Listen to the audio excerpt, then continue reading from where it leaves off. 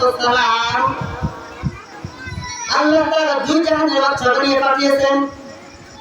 আল্লাহ তাআলা এমন এক নেতার উম্মত বানানোর জন্য আমাদের দুনিয়ার মধ্যে পাঠিয়েছেন, যে নেতার মধ্যে যে নেতা জীবনের শুরু থেকে শেষ পর্যন্ত এখন লিপিবদ্ধ আছে সিরাতের বড় বড় কিতাবের মধ্যে।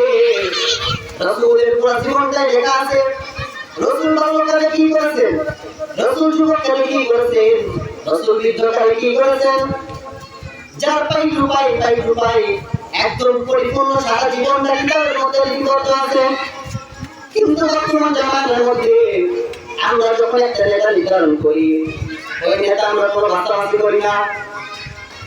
ভোটের সময় বলে যাচ্ছে আমার মানুষের তরফের মতো পবিত্র বলে না, কিন্তু আমার ভোট দেওয়াকে দেখতে হবে লোকটা কেমন, ও আল্লাহর ওলি নাকি চোর নাকি বদমাইশ।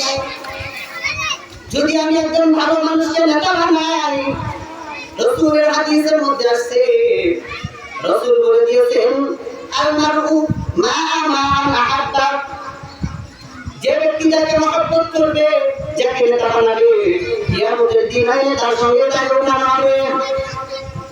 একটু নেতা বানানোর আগে চিন্তা করে দেখেন, ওই ভোটের আমার আগে চিন্তা করে দেখেন, আপনাকে যার সন্তান করেছেন, যারা নেতা বানাচ্ছেন, একে আপনার নেতা হওয়ার যোগ্য কিনা। আপনি ৫ ওয়াক্ত নামাজ পড়েন, কিন্তু আপনি যে ভোটটা দিলেন, আপনার ভোটের কারণে যদি সে নেতা হওয়ার পরে সারা জীবন যখন ভোটান করবে সব সরকার জায়গায় পেয়ে যাবেন। কারণ কি, নেতা তো আপনি বানিয়েছেন।